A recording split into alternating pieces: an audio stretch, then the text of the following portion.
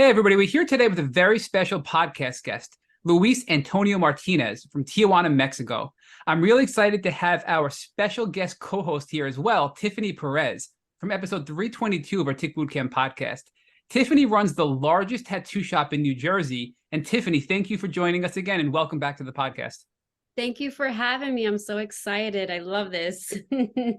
So, Tiffany, if you can help us kick off the podcast and jump in with Luis about his background, and I'm going to correct myself because, Luis, you go by Antonio, your middle name, and that's how we'll try to refer to you the rest of this podcast. Yeah, it's okay. All right. Absolutely. All right, let's get started. So tell me a little bit about yourself. What is your full name, your age? Where do you live? Well, my name is Luis Antonio Martinez. I've lived all my life here in Tijuana, Mexico, very close to the border to California, right next to the border, actually. In my hometown is Playas de Tijuana, very close to the sea. Translates as the beaches of Tijuana, but it's a small location. That's what I call hometown. All my life. I'm 35 years old. I'm an accountant. And right now I'm a partner at a local firm where we deal with any type of companies, private owned, not-for-profits, maquiladoras, industries, you name it. So from both Mexico and the US. So I'm a partner from the audit department. That's what I do, actually. And I have my family. I have two brothers, one sister. My mom and dad already passed away, but here I am. So that's a little bit about me. I went to college, studied accountancy, high school, everything here in Tijuana. So I've been a very, ever since I consider myself a very goal-oriented person. Try to studies. I have a master's degree in taxation also. I am a school teacher for postgraduates in tax and audit topics at the local university. And here I am. So just trying to make up my story. And it all started when I contacted Tick Bootcamp from Instagram. I listen a lot of podcasts, not all, but a lot of them, because when you're sick, you just try to find answers, and those answers do not come like in Google or something. You want to learn how people deal with it and what they do or what they did to feel better. And Tick Bootcamp appeared, and Spotify appeared, in Instagram, and when I was told I was in remission and that it was pretty close to being cured, just wanted to share my story because it was a very hard period for me. It was a whole year.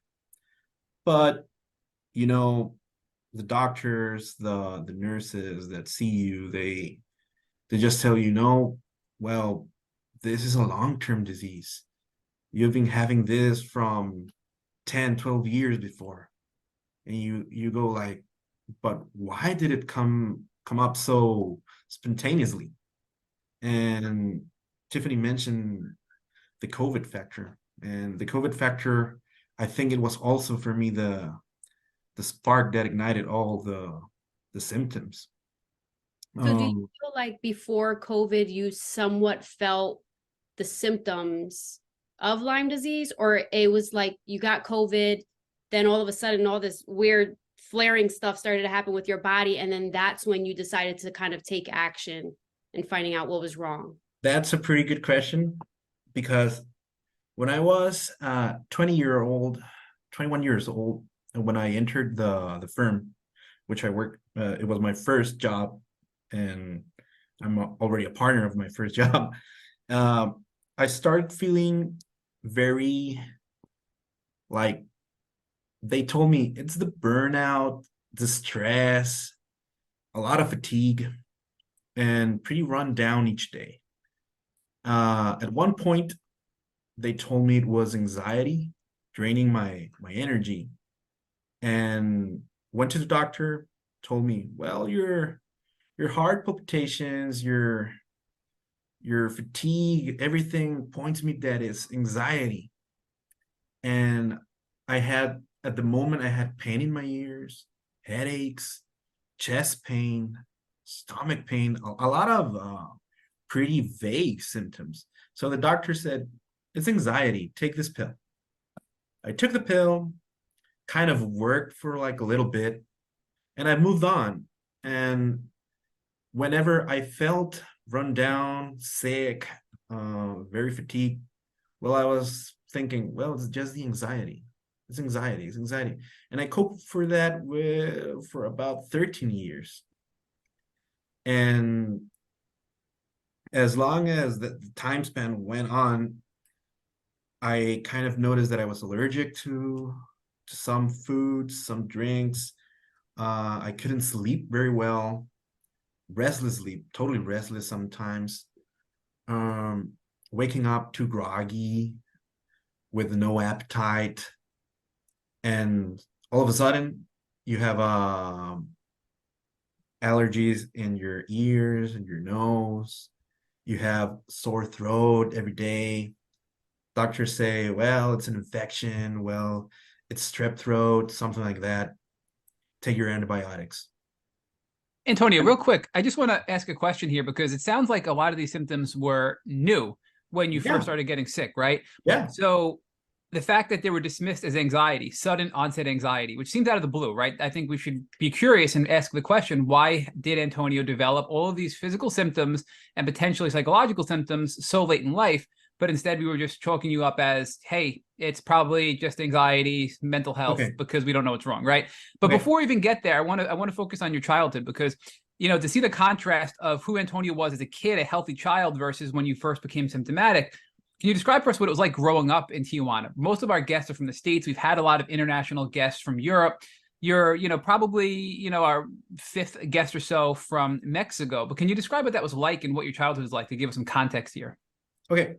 Childhood in Mexico, you're totally dependent from your parents. So the classic family in Mexico, it's very family oriented. You grow up with your parents, with your cousins, with your uncles, very close to them. So growing up, I'm the youngest of four. My older brother, he has an advantage of 17 years more than me. My other brother 16 and my sister 12. So I'm like the last kid of the family. So growing up, it was growing up with adults, you know. I grew up having a strong common sense because of all the communication I have with my family. Not every town in Tijuana is the same. I grew up in a middle class neighborhood where you had all the services, schools, churches, hospitals close by. So it was a well nurtured environment for me. I was a healthy kid. I was a smart kid at school. I was a loved kid, you know. So all of those factors contribute to what you are or what you can reach or what you can develop later. But sickness is not in the loop when you have a normal environment, a normal family environment. Sickness appears when my mom is diagnosed with cancer. And that's when things got escalated stress-wise with me. And linking this with your question, the constant is stress. Stress from family situations, stress from sickness. And that made me very aware for my symptoms. I was like 16 years old when my mom passed away. And ever since I was like, oh, this symptom, I have this. Oh, this symptom, I might have this. And you create a health anxiety concept within you. and you become very vigilant of the symptoms. You think you're gonna die, you think you're gonna have something serious, because all of this is like childhood trauma.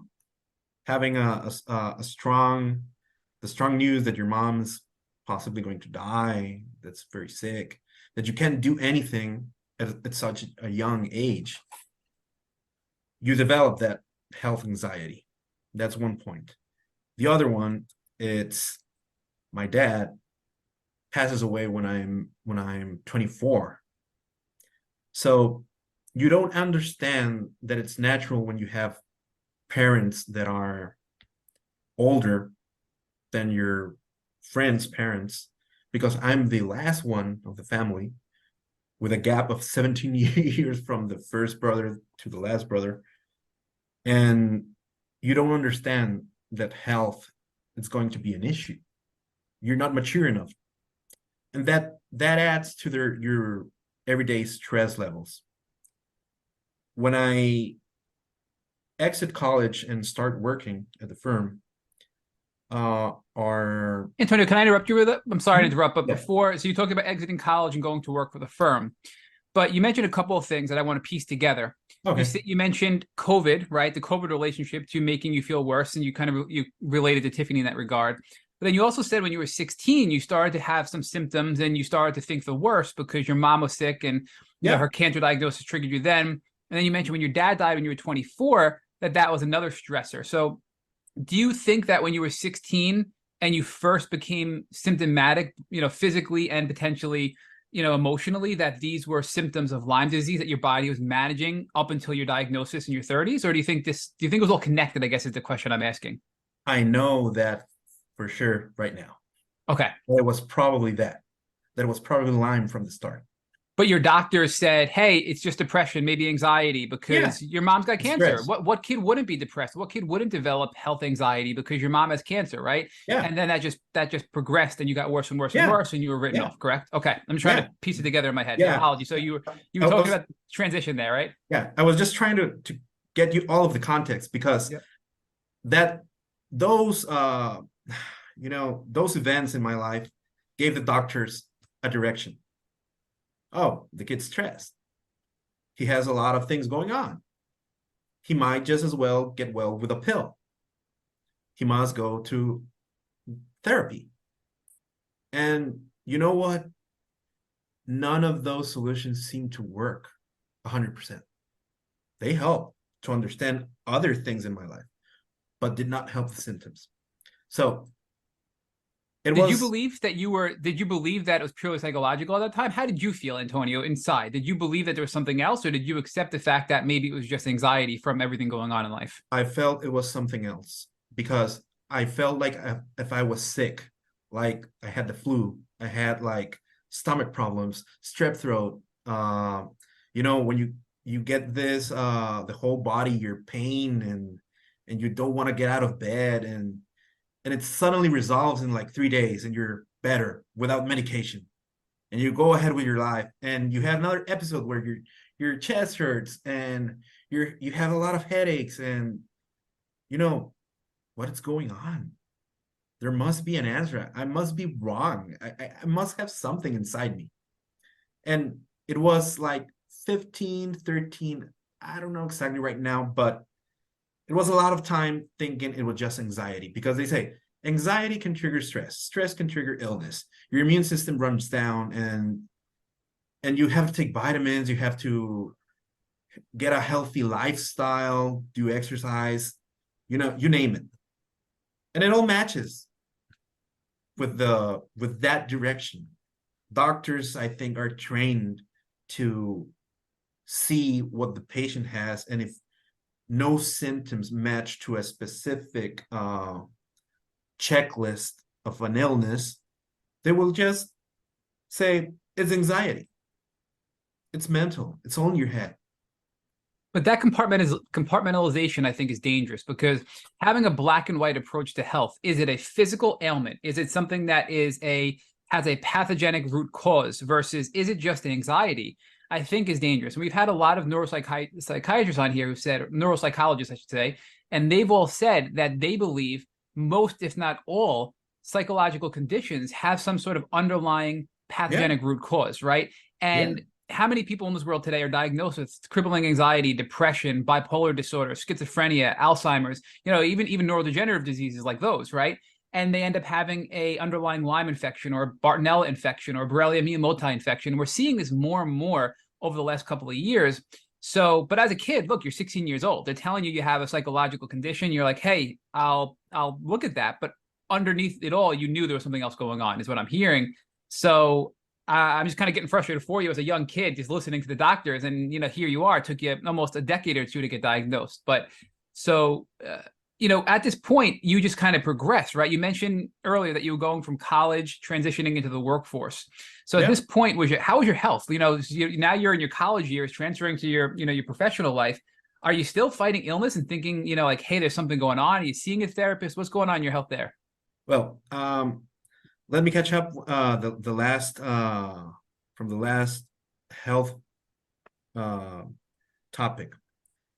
One doctor said, well, you have strep throat. I was like 19 years old at the time. You have strep throat. Take your antibiotics. And I had like 3 years very well. No symptoms. I now know that it was probably Lyme. Highly possible. But those 3 years, I entered the workforce, no problems. At the time I was 23 or almost 24, I had my first full-blown panic attack. Went to the doctor, to the ER. I think I'm going to die. Pounding chest, feeling very sick, very faint. Oh, anxiety. That's anxiety, You're having high levels of stress at work. I work at the audit department, and as an accountant, audit department, it's one of the highest stress departments anywhere in the world. You have deadlines, you have to work with a team, it's a high load of work. So doctors say it's very probably you have anxiety, you don't have anything else. But if I feel sick, I have like my whole body hurts as if I had the flu. No, it's just anxiety. Your immune system is going to run down. Okay, that's okay. 4 years later, I have another period of a strep throat infection. They give me antibiotics. And I started to feel good like 3 years more. And it was like an on and off with the strep throat. All my life, I think I've gotten 200 times strep throat. I don't know. And all of a sudden, as time went by, I managed the anxiety concept. Oh, you're feeling run down. You're feeling sick. You're feeling that you're gonna faint, that you're very fatigued. Take your anxiety drops or your anxiety pills. And it somehow worked, not at 100%, but it was a lot of time me trying to manage it with psychiatric approaches. It was not the answer. I felt it was not the answer. I really felt that it was something going on. And this takes me like a fast forward to COVID. 2022. I had COVID on January 2022. Sickness went by, didn't have like the big symptoms, just cough, stayed in bed for 3 days. A lot of fear because it's a new illness, you don't know what's going to happen. And 5 months later, at the time I was having a high workload. Those 5 months were very hard on me. And in May, from January to May, I have a very, very strong headache. Like never before. I thought I was having a stroke. I was thinking the worst. The pain was like an ice pick pain, thunderclap pain. I don't know what's the actual definition. What it was very intense and went away in seconds. But in those seconds, you think the worst. You think you're going to die. You think that you have to go to the ER. Went to the ER, took my vital signs. You're okay. You don't have anything. It's just stress making all those things. You have a lot of tension, your nerves and your cervical spine, probably because of the stress, the muscles, you know. Okay, it's okay. I'm gonna try to relax. Pain comes back 2 hours later after I went of the ER. Go back to the hospital. Hey, pain is already, something's wrong. No, you have nothing. But for your, they tell me, if you want to be very cool about it, take an MRI. Went to the MRI, comes up clean, nothing in it. And doctors say, see, it's stress. You don't have anything inside. And I'm like, this ain't normal. And with all the media and the information, misinformation of COVID, and strong indicators, you see that people with COVID started getting these headaches when they got vaccinated. And it correlates because it was 2 weeks after my third shot of a vaccine. And most weird symptoms started to arrive. I could not be, my blood pressure went up high as hell one day. Felt so bad, didn't have the strength to drive to the ER. My brother took me, and they tell me, well, you're overweight. Your blood pressure is very high, not that high for like severe danger, but you gotta look out for your weight. I was like, okay, I'll try to eat better, relax. And they told me, you must see a cardiologist because blood pressure makes a lot of strain on your heart. We must be sure that you don't have any underlying conditions. Went to a cardiologist, took an echocard. How do you say, had a lot of tests, but the one that measures your beat and your sinus rhythm. EKG? Yeah, the EKG. EKG, yep.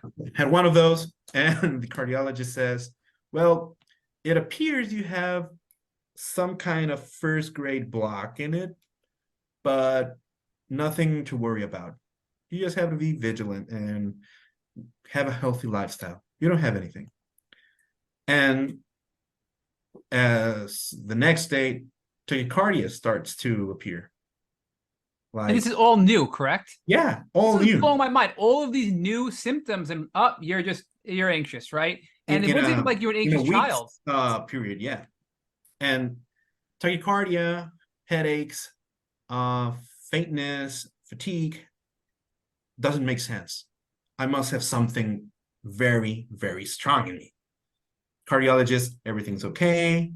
Your imaging from your heart, it's okay. The test, the ultrasounds and the Holter test, Holter monitor, yep. Holter test, they're all okay. You don't have anything. You have stress. And I'm like, no, this is not stress. So went out of the hospital, blood pressure spikes again. Go back to the hospital. No, you don't have anything. You have to go home and rest. And I was like dying in fear. I thought I was gonna die that day. And my brother took me back to my house, and I was very afraid because I was thinking I might have a heart attack pretty soon. But nothing of it. As months went by, new symptoms started to appear. One of those was tingling, a lot of tingling. My legs, my arms, my face. Went to a neurologist. Neurologist says, you don't have anything, you have stress. And I was like, well, okay. New symptoms appear. POTS, dysautonomia.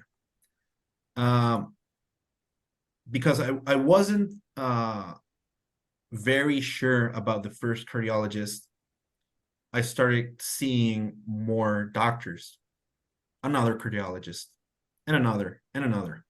So That's a good between, question about that, Antonio, yeah, because the theme of you're doing this, this is all anxiety. With POTS, that's an autonomic nervous system dysregulation. And what that really means is you don't control it.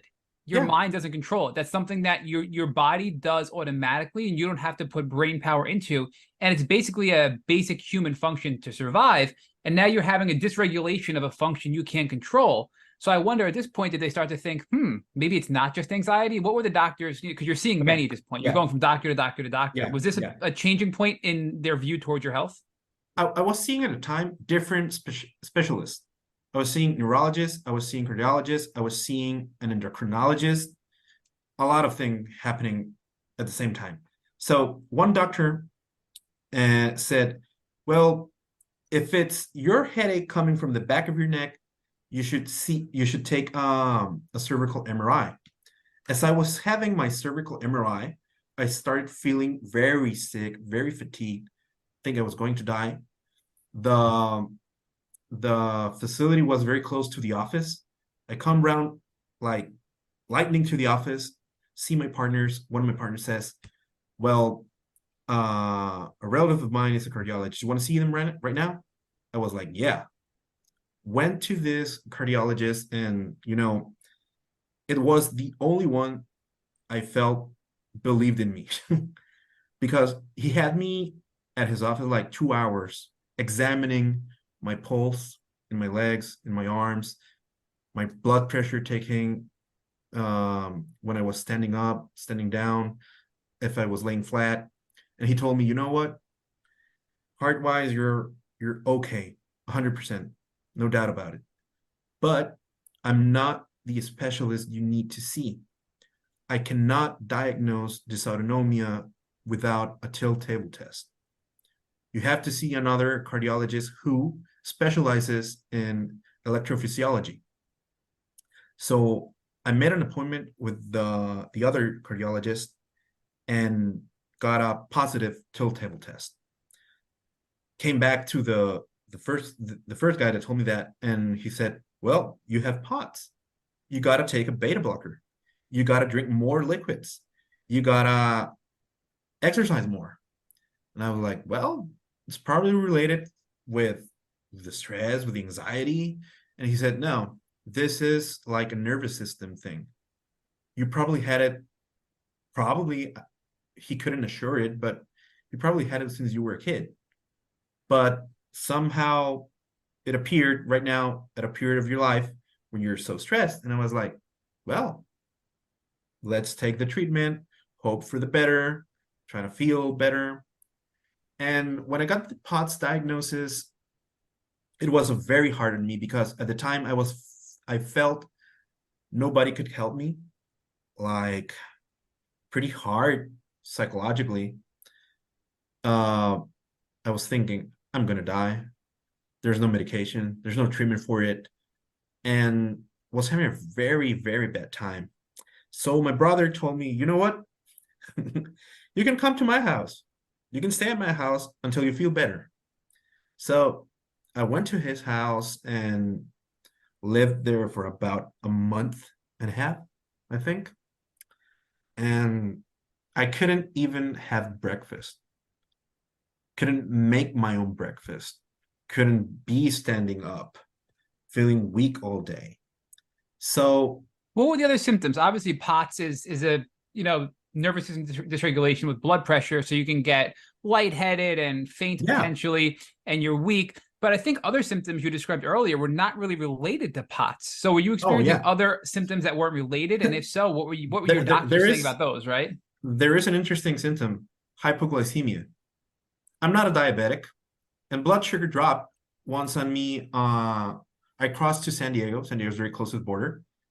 It's very common for Tijuana residents to go to the US and buy stuff, your groceries, clothes, anything. So I crossed the border and went to Costco, and I was having my groceries in my cart, and I started feeling very, very hot, a lot of sweat, and feeling really faint. So my dad was a diabetic, and ever since I had on hand, by miracle, glucometer in my car. Well, blood sugar dropped 49 to 49. And immediately I had like a piece of bread and felt so anxious and recovered from that. And I was like, whoa, I never had anything like that. This must be related to the POTS. Did a little research. It was related to the POTS. And tried to eat better, exercise, what doctors said, but it didn't make any significant improvement. So 2 weeks later, I started feeling tingling in my hands, in my arms, in my legs, like electric shocks. So went to the neurologist, and he told me, well, you don't have any signs of a critical illness. It seems to me you have stress, like a lot of stress. You should see a psychiatrist. And I was like, well, if it's psychological, I must relax. But this I wasn't the must first go. time you were told that, correct? This is now Yeah, probably the billionth time you've been told that. it was like the 15th time I was told it was stress in a 2-month period. So But you knew there was more, but you yeah, recognized that the yeah, stress was a component to it. So you embraced the help of a psychiatrist, which probably indirectly helped you be able to manage so long without becoming crippled, right? Completely like yeah, debilitated from the illness. So I recognize the fact that mental health support will make the recovery easier for somebody who's treating Lyme and also make the symptoms potentially less, because as we can calm our minds, we can calm our nervous system, and we allow our bodies to heal more. And if we can sleep better, we heal better when we sleep, and our immune system is stronger when we sleep. So there's a lot of indirect effects there. But I almost feel like that was doing a disservice to you because you were accepting that, recognizing the value, but you weren't peeling back that layer to get to the root cause, right? Is that really where yeah, you're at this point? yeah. I'm at that point. No answers, no improvements. Psychologically, I was beat up. I thought I was going to die, that it was no cure for it. And you start thinking, what's going to happen at work? What's going to happen with my family? What's going to happen with my relationship? You start having all those doubts in you, and you try to get out of them, and you start to find answers. And the closest reference you have for answer, it's Google. So Google tells you, well, there's nothing much to do with pods. You have to drink water. And you feel like, well, am I going to live all my life with this? And you start thinking the worst. And symptoms keep appearing. A lot of chest pain, tingling, weakness, numbness in your legs. Neurologists say, you don't have anything. What's going on? And you start to feel desperate, very desperate. Mexico, it's like a third world country. You don't have like the best attention in Tijuana. You only have it in 3 cities, which are Mexico City, Monterrey, and Guadalajara. That's where the top doctors are, where the top hospitals, where the top research is. It's very far from where I live. I live in San Diego. I try to find an appointment with a doctor in San Diego at UCSD, got the appointment with Dr. Pam Top, but it was canceled several times because of the high volume. And I was like, I told the assistant, what's with the high volume with cases of POTS? And she tells me, well, after COVID, we started having a lot of patients go by with this condition. It's very busy right now. We can't handle the amount of patients, so please be patient. And I'm like, okay, I'm gonna be patient. And symptoms keep appearing. At one time, I felt an electric shock in my leg. And I'm like, what's that? Couldn't move my foot. Go to another doctor. I don't know what's the name of this in English, but he looks your arms, your legs, traumatologist, I think. Okay. And he tells me, well, I think you have a problem with sciatica. You must have an MRI of your spine, your cervical, your dorsal, and your lumbar spine. I have 2 herniations. I don't have 2 discs. at my lumbar spine. I think it's L4 and L5. And he told me, your electric shocks come from this. And why I bring it to our discussion, it's because at the time, my girlfriend sends me like a post, an Instagram post of a guy in Monterrey, younger guy than me, that was being treated with Lyme. And this guy also had like 2 discs of its vertebrae like worn out, just like me. And I'm starting to feel I have Lyme. Well, Did you hear about Lyme before this? Was Lyme on your radar prior to this? Never. Okay. I knew it existed because one of my partners was bitten by a tick, and he got diagnosed with rickettsiosis. Yeah. Yeah, he plays golf, and a tick bit him, and he saw the tick in his arm or his neck. I don't remember. And he was the first person I heard the term rickettsiosis or Lyme. But that was like years ago. And when I see this Instagram post with a guy that his spine was being like eaten by something, I was starting to get a little more paranoid about it. I said, it must be probably Lyme. So I make an appointment with an infectologist, and he tells me, ha, Tijuana doesn't have Lyme. That's over in Lyme, Connecticut. It's pretty. What year was this? 2022. So this is extremely recent. Yeah. First symptoms, May 2022. And from May to June, a lot of symptoms. From June to September, a lot of symptoms. So infectologist was like one of the last doctors I've seen. But Antonio, I would argue that your symptoms began when you were 16 and you managed them until you were 33 in May of 2022. And that's when you got really sick in May of 2022, correct? May 2022. Yeah. I was like seriously sick in 2022. So I felt like a lot of new symptoms, no strep throat, no headaches like the ones with the flu, nothing about it. But these were totally new to me. So infectologist says there's no way it could be Lyme. But I have a PCR testing unit here. You can take your samples here. Want to take it? I was like, yeah. Test, come back negative. Is an infectologist the same as like an infectious disease doctor here in the States? So they want the same? Okay. Yeah, it's the same. I didn't know how to translate. Sorry. But it's an infectious disease specialist. So he tells me, negative, nothing to worry about. You have stress.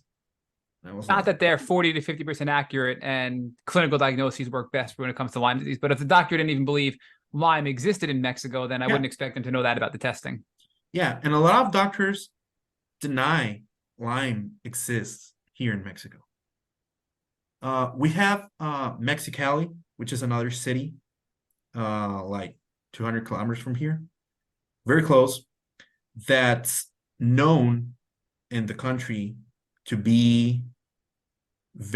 have very high cases of rickettsiosis, because this town has a lot of agricultural and how do you say cattle and all the, I don't know how to translate it. Like farming, yeah. Farming community, right? A lot of farming communities. So rickettsiosis is very common in there. And with that information, they still deny Lyme is a threat here where I live, and in general in Mexico. So at the time when I went to the infectious disease specialist, new symptoms appeared. My eye, like they say it's ptosis, I think the term. My eye like droop. Like Bell's palsy, like facial paralysis. Yeah, facial paralysis. And I started to be very scared about that, because facial paralysis is one of the symptoms of a stroke. And And I was like, well, the headaches, the fatigue, the Bell's palsy, there must be a tumor in there, a small tumor, something about it, or an aneurysm, or a possible stroke, a blockage. There must be something. So I went to a neurosurgeon, and he told me, you got to get another MRI. I had like 4 head MRIs in a 7-month period, all came back clean. And he says, well, from my point of view, you have stress. Again, it was the constant. And I was like starting to get mad at the doctors, because how do you say it's just stress because you don't know how to approach the symptoms? And this is after, this is now like we're deep into COVID. We're at the, mid to end of 2022, and we have a better understanding of COVID and persistent, persistent symptoms after an infection with COVID, a viral infection, persistent infections after a bacterial infection like Lyme disease. And yet they're still saying, hey, it must just be stress, when a lot of the symptoms you're exhibiting overlap with COVID too, right? I mean, even POTS is something we see in the COVID community. There's so much overlap there. So I'm very surprised to hear that they weren't more open-minded to this, in 2022. And I just want to share with you, I just pulled up a Washington Post article talking about, ticks in Mexico. And this is, again, here in the States, Washington Post, saying that none of the doctors in the rural community along Mexico's Pacific coast recognize the warning signs of one of the most lethal infectious diseases in the Americas from a tick, Rocky Mountain spotted fever. And there were several people who passed away from it because doctors simply couldn't identify it. And, Rocky Mountain spotted fever can be fatal in many cases. So this is proof positive here about multiple tick-borne infections in Mexico, but yet your doctors were simply denying that ticks even existed and Lyme existed, or any tick-borne disease existed there. So that's very disappointing to hear. And we're talking about of the top doctors in my community, very respected doctors, and they're denying it. They do a lot of congresses and symposiums and everything, and they're denying it. They deny Lyme exists. They deny that an infection exists, on a basis that the medical literature in Mexico doesn't include that disease. They're denying it because of ignorance. It's very, very, very strange, that phenomenon. But I've heard in your podcast that a lot of patients also face the same thing. Doctors that deny it. Yeah, Antonio, living in New York, where I'm from, where Lyme disease is extremely prevalent, and I can tell you that if I'm at a gathering of 20 people, probably if I said, "Hey, has anybody in here had Lyme disease?" probably half of them would say yes. And if I said, "Does anybody know anybody who suffered greatly from Lyme disease?" probably all of them would say yes. But yet I went through many years, same situation as you, being told I'm just anxious, being told the MRIs are clean, we think you have a brain tumor. No, you don't. I mean, so much of what you're describing I went through. So it's unfortunate that in all parts of the country, in America, and in all parts of the world, that we're still going through this. But the one interesting part is I'm looking at an article right now from the National Institute of Health, the U.S. federal government, where the intro discussion here is Mexico is a highly diverse country where ticks and tick-borne diseases, TBDs, directly impact the health of humans and domestic and wild animals. And they go into the specific types of ticks and the diseases they transmit that are most commonly found in Mexico, but yet your country and these leading doctors are still saying they don't exist, right? And that's a weird contrast between our two countries. Yeah, they say don't exist. Well, moving forward, I start then to feel a lot worse. My legs start to get numb, go back to the neurologist, and he tells me, you know what? You don't have any symptoms that relate. The tingling in your hand, the numbness in your leg, your Bell's palsy, don't relate at all.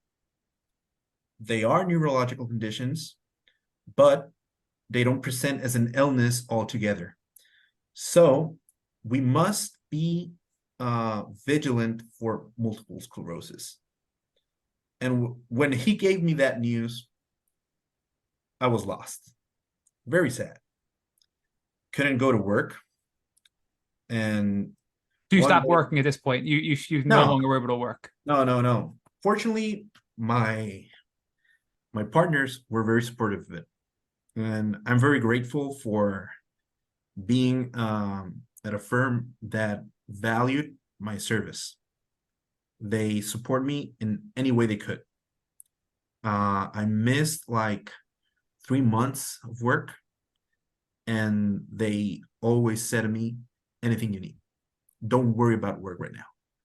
You must focus on your health.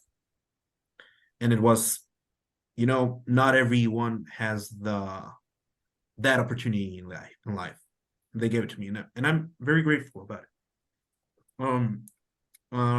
When they tell me it was multiple sclerosis, one day I came to the office in the morning, didn't want to be at home, and talked to my partner. And he said, "What's going on? Have you been?" Well, I just got news from the doctor that I have to be vigilant, had to have periodic MRIs to look for multiple sclerosis.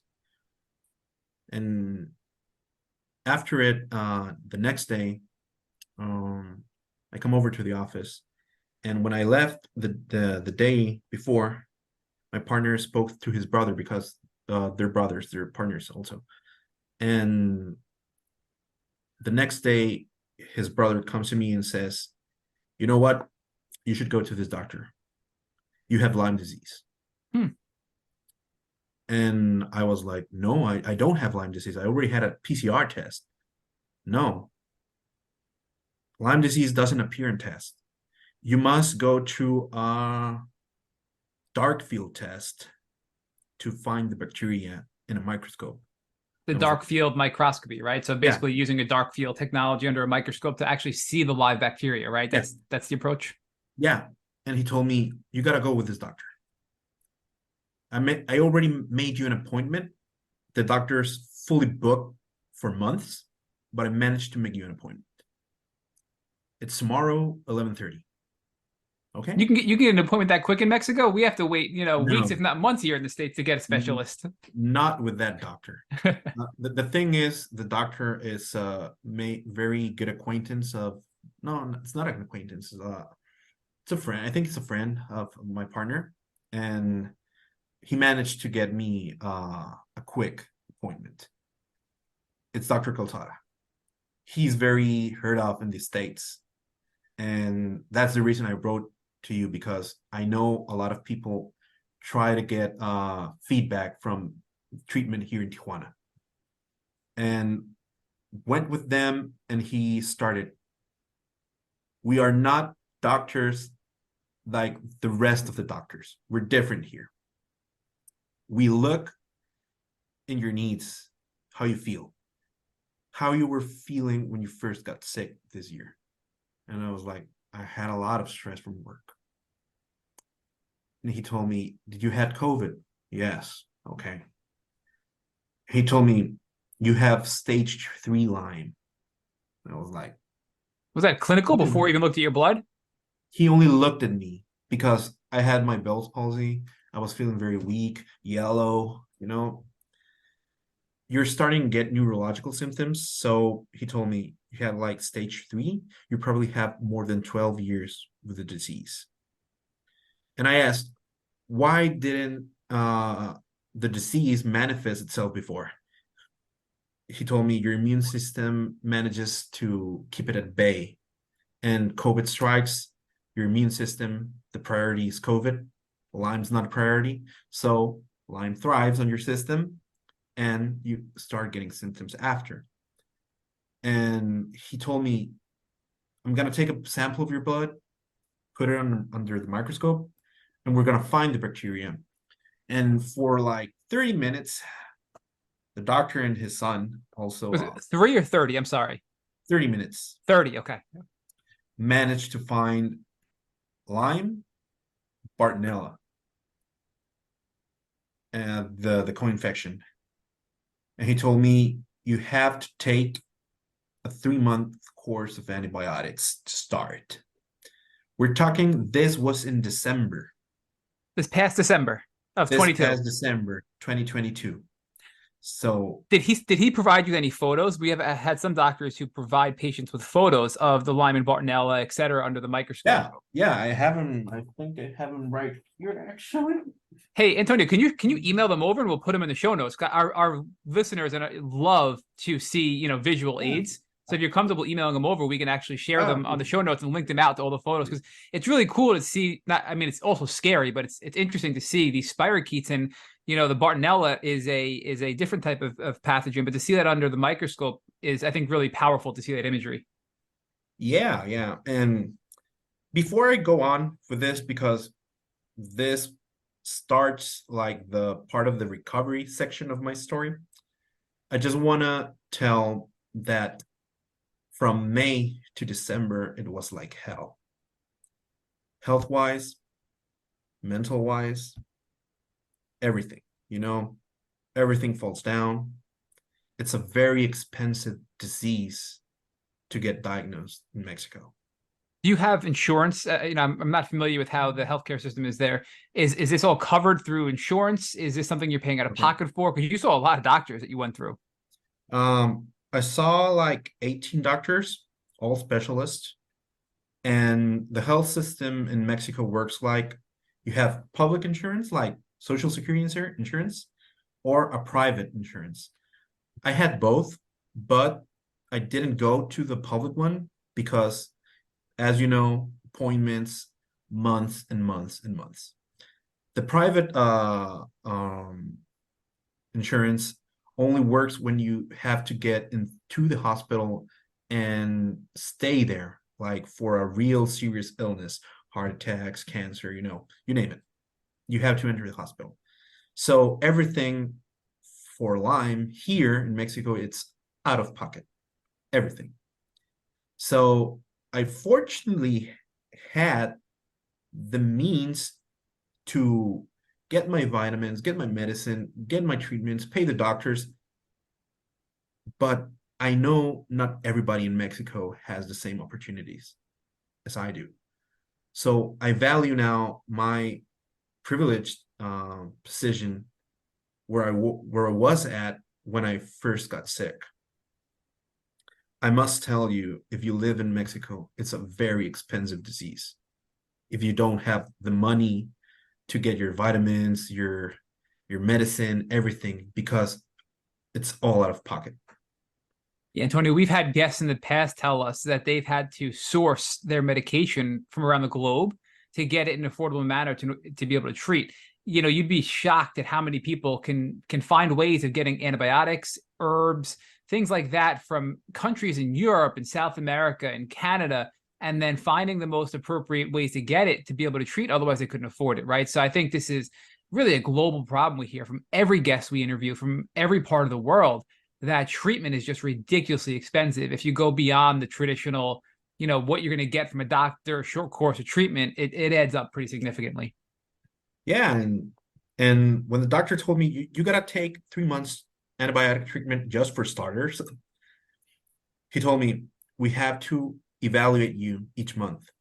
And I was like, well, okay, the doctor says this. So I'm very skeptical of everything. I'm a very skeptical person. And went back to the infectious disease specialist and told him, well, I was with this doctor. He told me I had Lyme. He saw my blood in a microscope, found the bacteria with Bartonella, and he was like, oh no, that's pure quackery. How is it quackery if you're seeing the bacteria under a microscope and you literally can visualize the spirochete? What did he go into detail? Because it blows my mind that when you have photographic evidence that it's still denied. No, he denied it. He told me that it was quackery. So I was like, well, if it's quackery, how do we make a medical approach of it? Send me to get tests. He told me, well, you need to get an antibody test. Okay, that's easy to get here in Tijuana. The first antibody test, the Borrelia and Bartonella antibodies, it's easy to get. And if that comes back positive, and he told me, which it won't, you must confirm it with a Lyme blood or a Western blot test. So this is the traditional two-tier testing, right? Like we call it the ELISA, which is like the screening test, and then the Western blot, which is the follow-up, right? Okay. Yeah, that's it. Yeah. And he told me the only thing is that Western blot tests are not every time available in Tijuana. But he told me, don't worry, they're going to come back negative. What does that mean? Can you clarify that? But that they're always not available in Tijuana? I'm not sure what you mean by that. Yeah, not all labs make the Western blot test for Lyme here. Oh, so they have to send it, they have to draw your blood and send it to a specialty lab, basically. So it's extra work to send it to a specialized lab that'll actually do the antibody test for Lyme disease, right? Okay, gotcha. In another city, so a bigger city or something like that. So went to the lab with the order for antibiotic and the ELISA test, and they told me it's an outsourced test. It's gonna take 15 or 20 days to get results. I was like, well, okay, let's do it. It was December 13th, I remember, and on December 24th, I got the lab's answer, and it was positive for Lyme. On Christmas Eve. On Christmas Eve. Oh man, what a mixed bag of emotions. Like you must be finally, I know what's been plaguing me for decades, and then also like, oh crap, I have Lyme disease, right? Yeah. And tell us your reaction to that, like on Christmas Eve of all days, right? When I got the news, I burst tears of happiness and told my sister, I have Lyme disease. I finally have answers for it.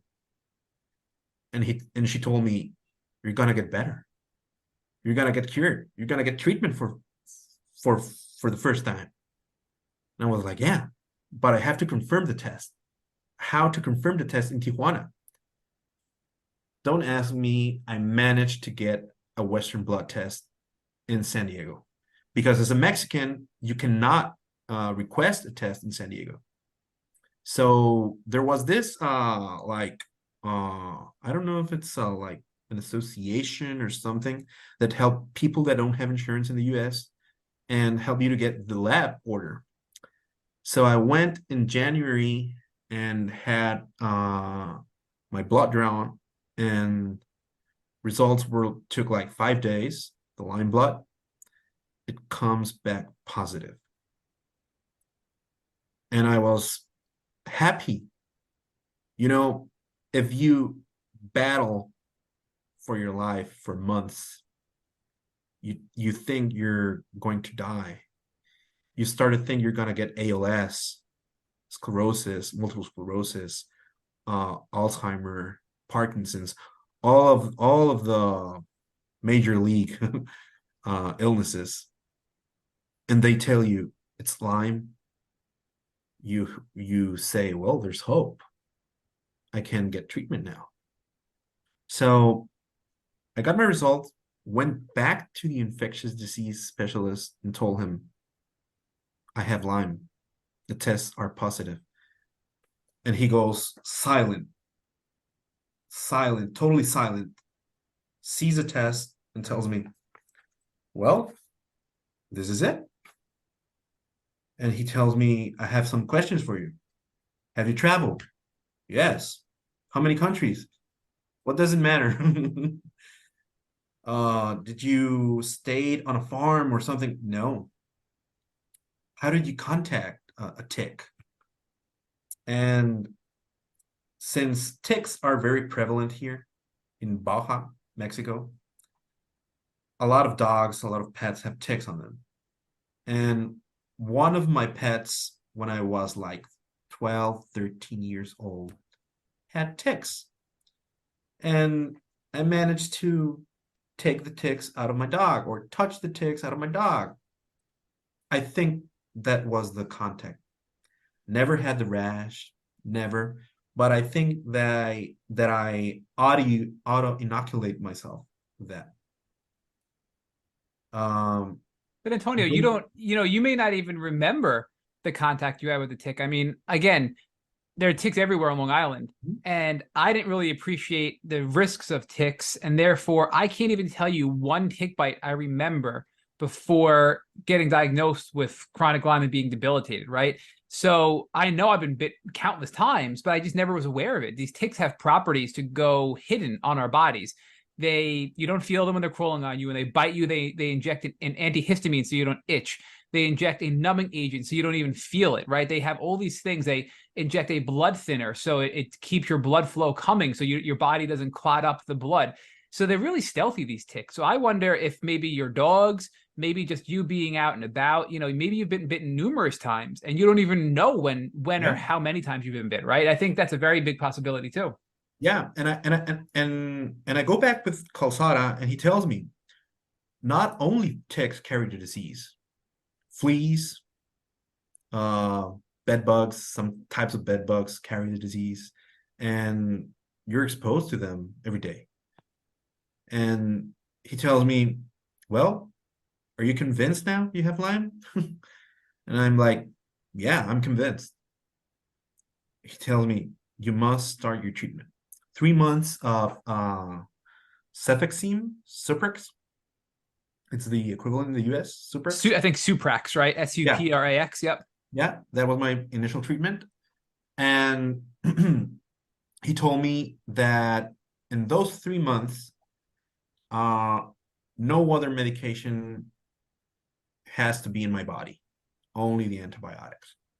So I started that with no problem. The first month, no problems. Second month, no problems. Third month, I started to have gastric problems. Started to have a lot of gastritis, a lot of pain in my abdomen part. And he told me you have to get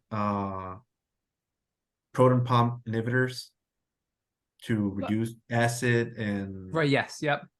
And I started the treatment, but it was a very, very harsh treatment on my stomach. The good part is but that didn't happen until 2 months in, you said, Antonio, right? So were you feeling better at that mark? Because now you're two-thirds. No. I skipped one important part. Okay. At the two-week mark of the treatment, I started to feel my worst. I felt like I was going to die in bed. I couldn't even open my eyes. My body was very tight, and I felt like if I weighted 1,000 pounds, rash comes in my body. A very aggressive rash came out of nowhere. And I go back with Calzada, and he tells me, you have Herx, the Herxheimer reaction.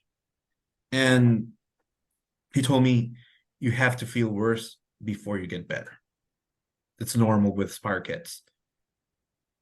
And I'm, well, okay. The Herx reaction lasted about 5 days, fortunately. And at the 2-month mark, out of the blue, I open my eyes in the morning, and I'm like, I want to go to the gym. I want to go to work. I want to do this and that with a lot of energy. Was this gradual, or was this like a switch being flipped, or was this a gradual and then all of a sudden you realized it? I don't remember if it was gradual. It was like from one day to the other. I couldn't believe it. I was like, I was bedbound yesterday, and now I want to go to the gym. And this is after 2 months of Suprax, correct? Yeah, 2 months of Suprax. And went back with Dr. Calzada, and he told me, well, you're starting to respond very, very good to the treatment. And one thing, the other doctor, the infectious disease doctor, he prescribed Doxy. He prescribed 2 weeks of Doxy. And I told Calzada, well, the other doctor gave me Doxy. Don't do Doxy, because if you do Doxy, there's no way we're going to kill the bacteria. it's gonna come back. And he told me the bacteria form cysts in your body. They resist the biofilms, all the how do they work in your body, the bacteria, How it and evades the antibiotic with yeah, doxy. Yep. yeah. And he told me, don't take doxy. Trust me on this one. 3 months of Suprex. Okay. At the 3 month mark, he tells me, well, I think you're starting to get into remission, because he made the test, the microscopic test, one more time, and he told me there is no bacteria. At the 4 month mark, no bacteria. The 5th month mark, no bacteria. And you were off the antibiotics after 3 months, Yeah. and you were going back for blood draws to look at your blood for the bacteria, and you were coming back no bacteria every time, correct? Yeah. Okay. And at the 6th time I went back with the doctor, he tells me, well, I think you're starting remission. And your case is like unique because Lyme doesn't always behave this way. And he told me that I must have follow-ups each 6 months. And the last time I saw him, he told me, I think you're starting to get cured. And I was like, you're kidding me. He told me, you responded too fast to the treatment, probably because your body didn't had another approach on the disease. And he told me, you are a unique case. This quick. And I was like, I couldn't believe it, because I saw all of these people battling years with Lyme. And I had a lot of doubts, and I told him, I've seen on the web, on social media, that people battle years with Lyme and they don't feel better until 10, 15 years have passed. He told me it's not the same for everyone. And he told me, you should be fortunate, because when I remark it, you're unique. And when I got those words from the doctor, 2 days later, I think, is when I contacted you, because I feel like I felt before Lyme, like when I was 10, 12 years old. When I was battling Lyme, when I had the pause, the dysautonomia thing, some thoughts came to my mind, and I said, well, I cannot travel anymore. I'm not gonna get married. I'm not gonna get a PhD. All my plans I had were broken. And after the news, the good news, I went to Europe with my girlfriend, 2 weeks in the heat, and I was feeling great, like a little boy again. I stood in the sun, long lines, the museums, everything. Things I couldn't believe were happening. And I hope that my remission lasts a very long time. That's my only hope right now. I know a lot of people on social media ask if BioAdvance, the clinic where Dr. Calzada works, is good. I can tell you it's very good. They do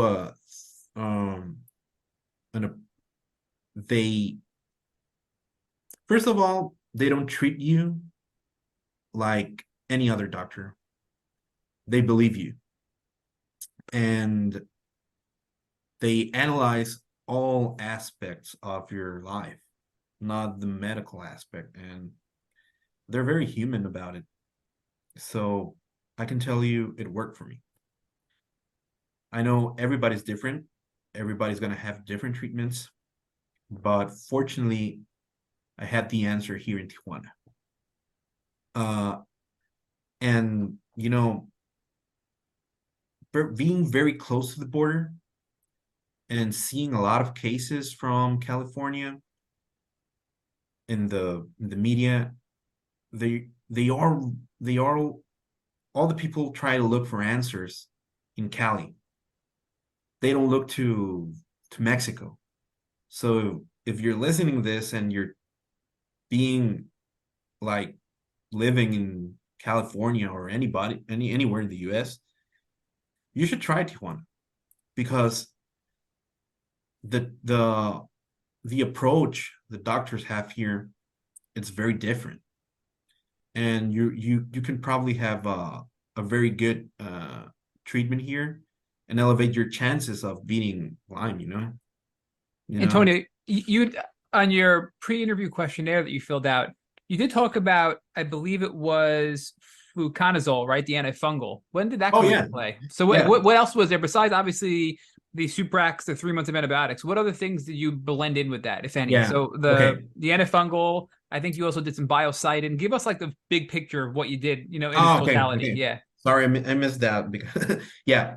With the Suprax, the doctor gave me fluconazole for the Candida. So Candida, it's, I didn't had a lot of Candida symptoms, probably because the fluconazole did its work. But my partner gave me the advice to buy biocidin, because biocidin acts not like the antibiotic, but it strengthens your immune system. Biocidin, it's very hard to get for people in Mexico, because if you don't live close to the border, you cannot get it sent here in Mexico. They only sell it in the US, I think. And it's even though it's expensive. all natural. I mean, it's no, there's no drugs. It's an all natural substance. It has like milk thistle, and Yeah. everything's natural. And I'm surprised that it's that difficult to get in Mexico, that you have to get it through the States if it's just all natural ingredients. Yeah, because it's very expensive for Mexico. Our economy is different, so it's about I think $110. I think that's an expensive price for a Mexican individual. And also, I started making some research and found that activated charcoal, it's good for the detox, for taking all of the bacteria out of your body, and started taking a lot of vitamins B complex, vitamin D3, magnesium, and what else did I get? And when I started treatment with Calzada, he advised to take a blend of vitamins they have there, but or I think you did some glutathione as well for detox, right? Glutathione, yeah. The glutathione was I injected through my veins intravenously with a solution, so that helps you and gives you a lot of energy while you're dealing with an infection. Also, vitamin C, a lot of vitamin C. And I don't know how I managed to get a lot of cans and bottles of vitamins hanging around my room. I was taking about 15 to 16 pills a day in the morning, like 5 or 10 depending, in the afternoon, and like 5 at night. So a lot of pills. Everything was supplements mostly, but I think it really wasn't just antibiotics. It was antibiotics for the strong kill, right? The antimicrobial. Yeah. You did glutathione to support detox and open up your drainage pathways, so you didn't get clogged up with toxins and die off. You took a full spectrum of vitamins and magnesium and B, C, D, right? And all of that's helping you support your body and keep things going. The biocidin is huge because, I pulled up some of the ingredients there. The biocidin is known to be a biofilm buster. It's known to strengthen your immune system. It has a ton of natural properties. I mean, it's got bilberry fruit extract, grapeseed extract, shiitake mushrooms for your immune system, golden seal root, garlic bulb, white willow bark, milk thistle, as you noted, echinacea. I mean, there's a ton of raspberry fruit, black walnut. It goes on and on and on. So I think you were doing the full spectrum. You were supporting your immune system. You were opening up your detox pathways. You were doing things to kill the bacteria. And I think, we've had a lot of doctors on this podcast that share candida can be a huge problem that prevents people from getting better. So the fluconazole is, the fluconazole, I can never say that correctly, has the ability to reduce the candida in your body and address that. So I think you were hitting it from all angles that you could.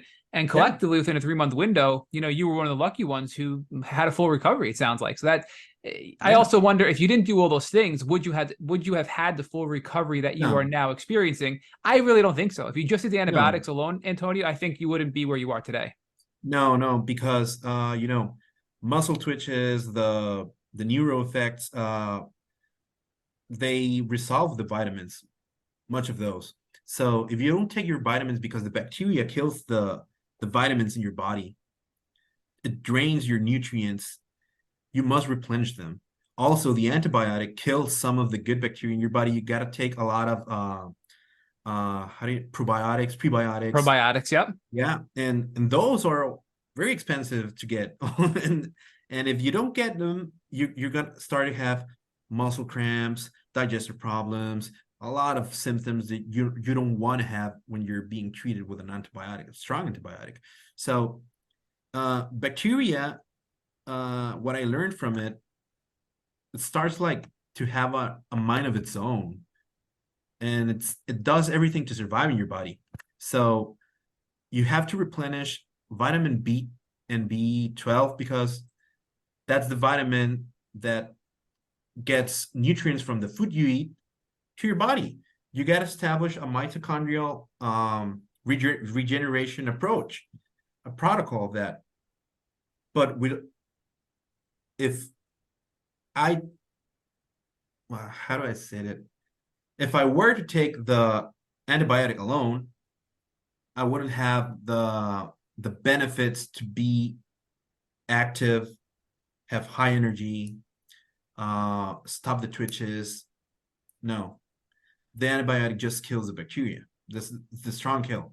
But you have to have nutrients to fight off the Herx reaction also, to open the detox pathways and get better sooner than later. Yeah, I agree with that. So Tiffany, I know I'm totally dominating the conversation. Do you have anything you want to jump in with before I continue on? Well, I kind of wanted to see how you're feeling now. Do you feel like you're 100% better, or there's some lingering things or any fears that you have? And also with the POTS, is that still hanging around? That's a good question. I went back to the cardiologist that diagnosed me with POTS after the treatment. And he says, "How you been? It's been a long time since I saw you here in the office." And I was like, "Well, just want to tell you that I got Lyme treatment. POTS went away." Oh, wow. Like at the 1 month mark, my heart rate was normal.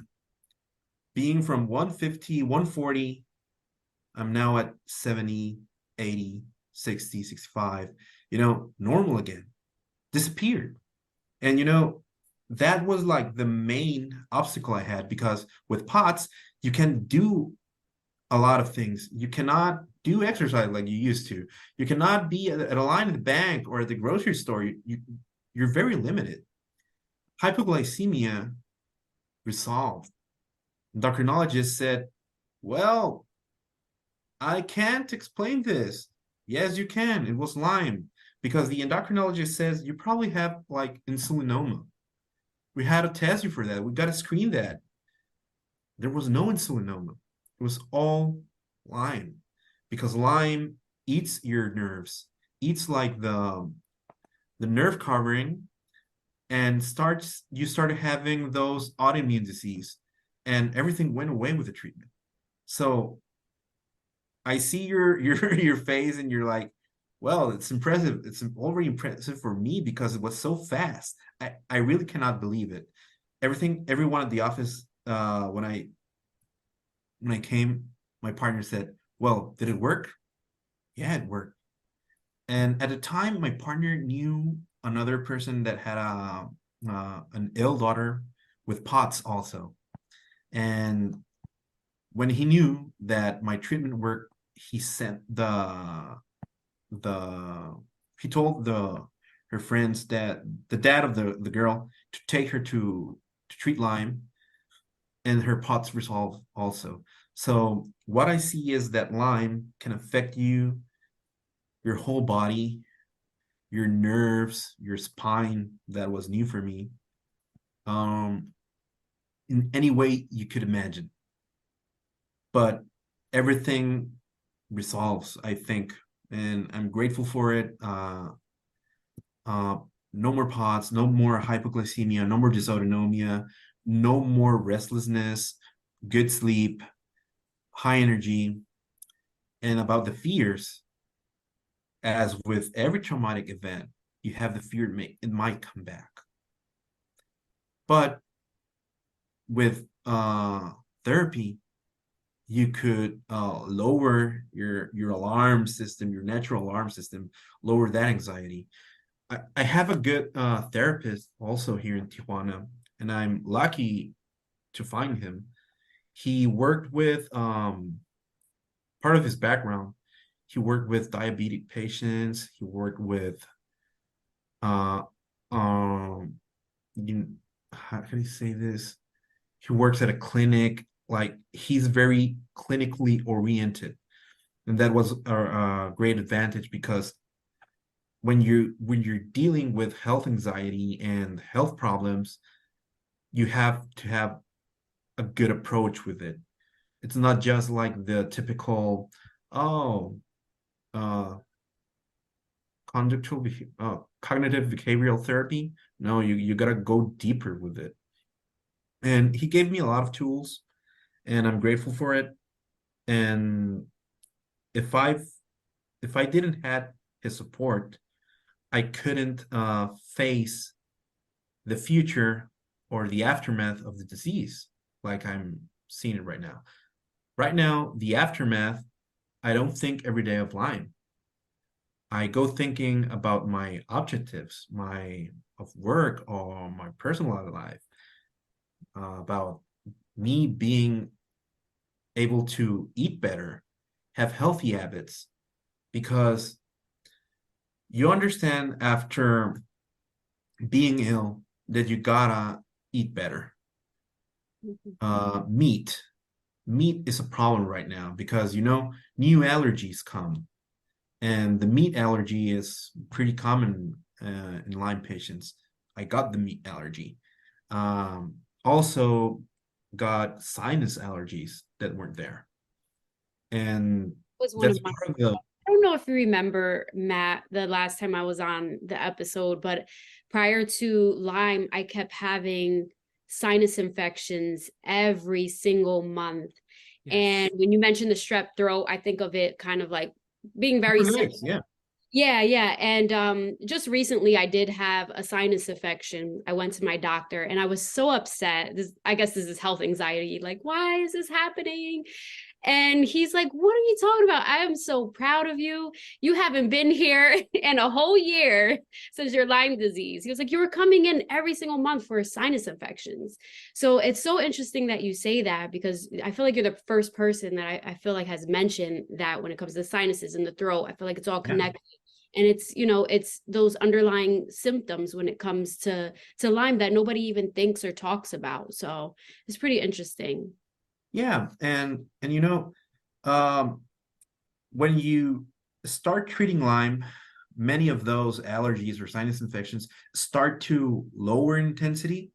That's the only thing I got from Lyme that still like bothers me, and it doesn't really bother me at all. But the allergies, seasonal allergies, stayed. I never had allergies in my life, but they somehow stayed. So doctor says I have to keep working on my immune system support, for it to be on hold. So, but it's not a like big issue right now. So I was a teacher before Lyme. I teach audit procedures at college. Had to stop that for Lyme, and out of the blue, when I was better, I have like an invitation from the coordinator at the local college, and he told me, "You wanna have like a postgraduate a signature?" And I was like, "Yeah, I can teach postgraduate specialist, new specialist."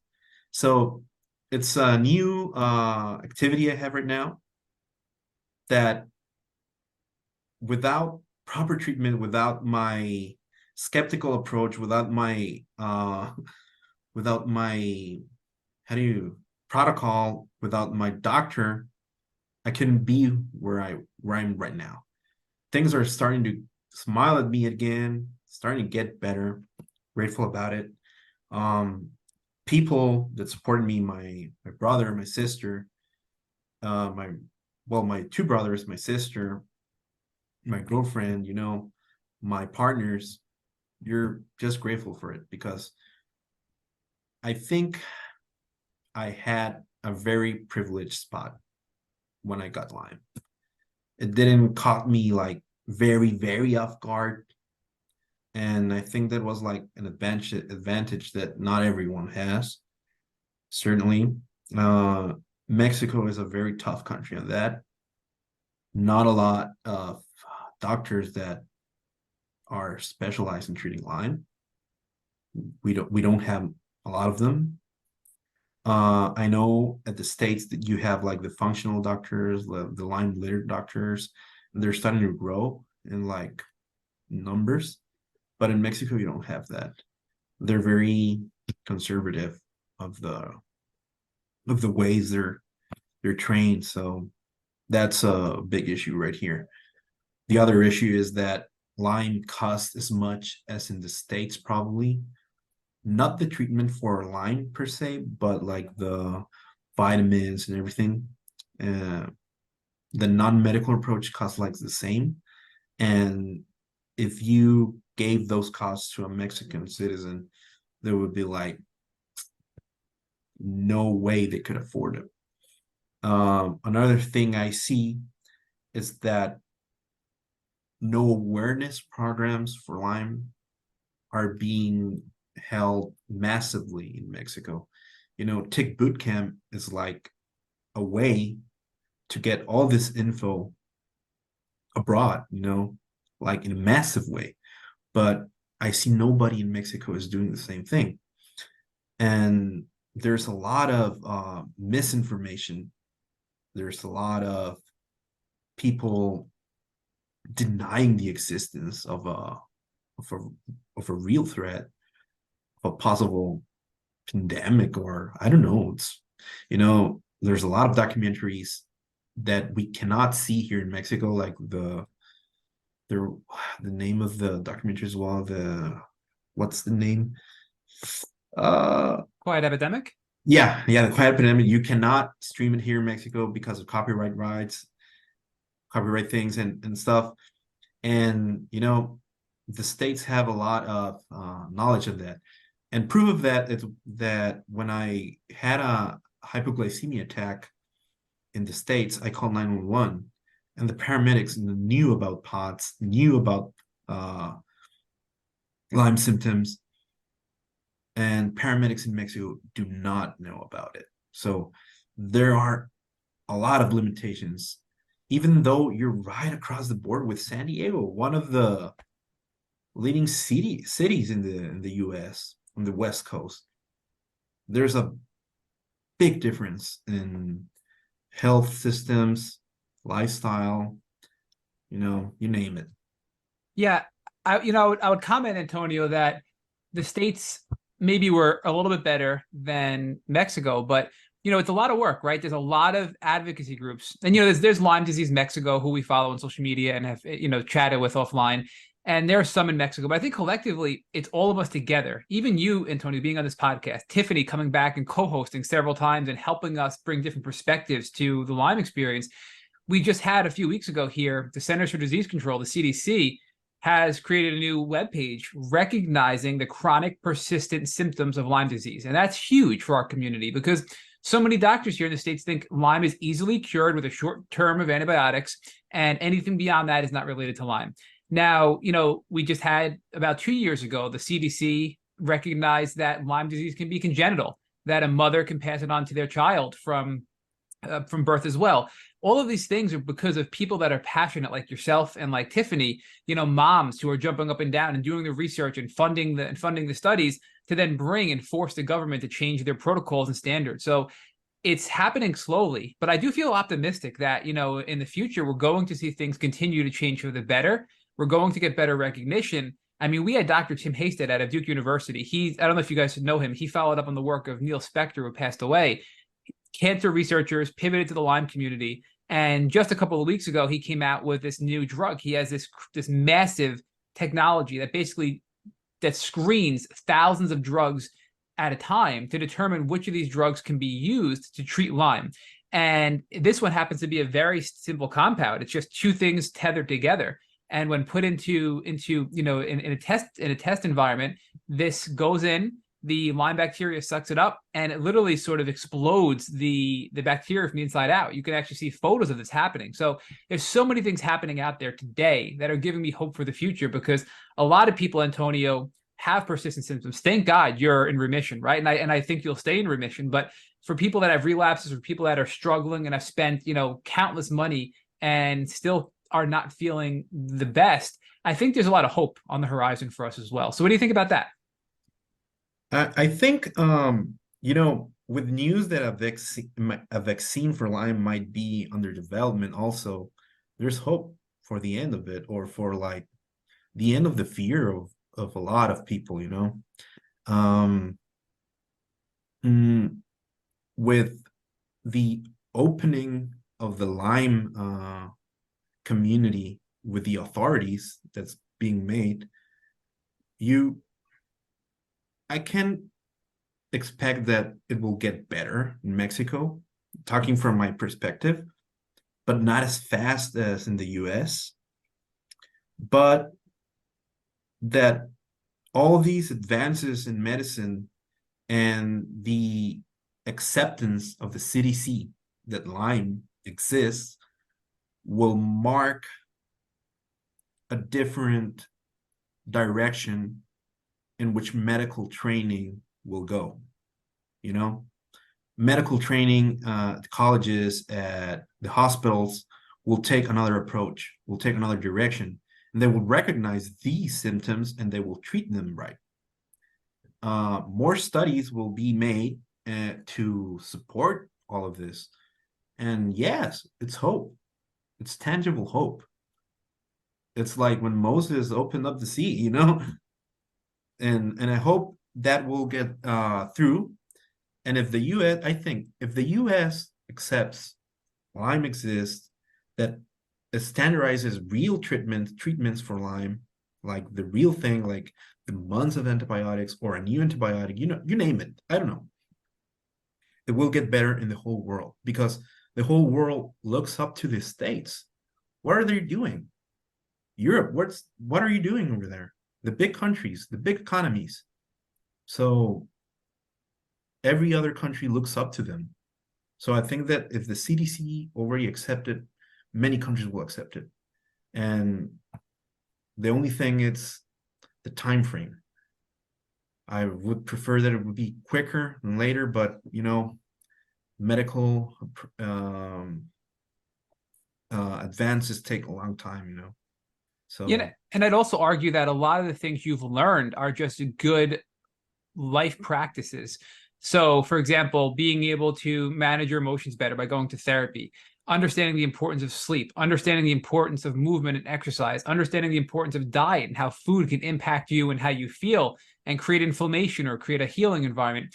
Those are all valuable skills you've learned that are going to help you in your life with all kinds of illnesses, stressors, etc. So that, I think, is something I want to make sure we focus on too, even if we have, this magic bullet cure, which I don't really think is ever going to fully exist for Lyme, because generally we're so compromised. It's never just Lyme disease, never just Borrelia burgdorferi, right? You had a co-infection, you may have had other opportunistic viruses and pathogens. So I think these other lifestyle practices that you've adopted are just so important for everybody to learn. And maybe I can speak for myself. If I had better lifestyle if I had a better lifestyle before getting sick, although I was a runner, I had a high stress environment. I wasn't sleeping well. My diet was not the best. It was pretty much all carbs. Maybe I wouldn't have been as sick as I was. So I think these are just important skills for us all to learn to live happier, healthier lives in general. Yeah. Exercise, good diet, good sleep, it's crucial. Because it supports your immune function, Immune function, you have a healthy immune system, you won't have immune symptoms like your body hurting or something. Exercise reduces, I know I'm not a doctor, but since I've seen a lot of doctors, one thing I learned that exercise reduces inflammation like a lot. Sleep reduces inflammation a lot. So you have to be relaxed. And if you don't sleep, you cannot be relaxed. It's crucial. If you have a bad diet, you cannot sleep well. So it's crucial to have a good diet. And exercise, I think it was very supportive for me when I was diagnosed with POTS, because I noticed that if I exercise in the morning, I felt better in the afternoon. But it was because my body was not being so swollen, no inflammation. Now I understand that. And also, if you eat your greens, you have better chances to fight infections. So definitely better practices, better mindfulness will help you thrive on your healing. And I don't know, maybe, if you had like a recipe and steps to follow, I think many of us would wish to have that list. Well, Antonio, we actually came up with a framework, and we have it built out. We haven't really shared it publicly as far as everything in detail, but something that's helped me in my own experience, and we've run this by a ton of doctors and researchers, and it's really just from interviewing almost 400 people in the Lyme community, what we think is the best approach to trying to heal. And we call it PARM, P-A-R-M, like chicken Parmesan, right? So PARM is your prehab. You want to prehab your body, get yourself ready for treatment. And that means things like simple, like you were describing, diet, maybe some detox, trying to sleep better, all the things like that, mental health, trying to work on your nervous system, just getting ready to treat, because treatment can be scary. The herxing can be scary, and it can be very devastating in your body, and it can be inflammatory from the die-off. So then the next step after prehab is going to be the assist or the kill phase. We call it assist because you're assisting your immune system in eradicating a wide variety of pathogens, not just Lyme, but everything else that has been making you sick. So the assist phase is antimicrobials like antibiotics, maybe some herbals that are antimicrobial, maybe things like biocidin, which have some antimicrobial properties as well. And that's really more the kill protocols in time. And then the R is recovery, because the Lyme bacteria does so much damage to your collagen, to your joints, to your nerves. And that's when you really go through the rehab phase of maybe physical therapy. It could be nervous system, it could be continued nervous system regulation, more therapy. It could be, physical and emotional repair from the damage. And then the M is just maintenance. That's living a healthy lifestyle to avoid a relapse. The fear of having a relapse is valid, right? I have fears at times that I'm going to get really sick again. But I just have to remember that I just have to continue to try to follow this model of a healthy lifestyle, low stress, and the stress is really brutal when it comes to our health. So the maintenance is just making sure you get enough sleep, that you're not out partying all night, you're not drinking all night and then going to work. Those are the key things for me that I try to put into my life to avoid getting sick again. And it's been pretty successful in my life. And so, what is your thought on that high level framework, without going into too much detail about what's under each of those letters in the acronym? Having, and I say it again, having like a recipe for wellness, well, Lyme-oriented recipe for wellness, it's what every patient of Lyme would have wished for in the beginning. And as you said, you have to prepare for healing. You have to prepare your body to resist all the changes that we're going to the antibiotics going to make on you. So yeah, if I think if you can have like the steps, a guide for Lyme, that would ease everything for any Lyme patient, I think. Yeah, I agree with that. So my final comment on this is, so we're going to be publishing this in the near future and doing a separate podcast on this topic of the PARM formula we've created. But I just also want to encourage people to go. So we interviewed Dr. Marty Ross, who's a really brilliant doctor, and he did that. He created the recipe for Lyme. It's on his website for free. So he's a treating doctor. He's leading here in the States, and his website is treatlyme.net. And he has an online Lyme guide, which has a whole step-by-step guide of what to do for Lyme, and it evaluates and breaks things down in a simple way to understand. So we've had a lot of guests on this podcast tell us they've had great success using his model and studying him. So we encourage people to check that out and stay tuned for our PARM stuff. But we've had you for quite a while, so I'm going to stop talking. Let Tiffany, if you have any final concluding questions or thoughts, and then eventually ask the final question of our brilliant guest Antonio, and then we will end this amazing podcast. No, I more so want to make a comment, because when I was listening to you, I heard like the challenges that you faced when it came to doctors. And it reminds me of myself of like, I went to the hospital, felt like I was dying, thought I was having a stroke because my face, I had Bell's palsy.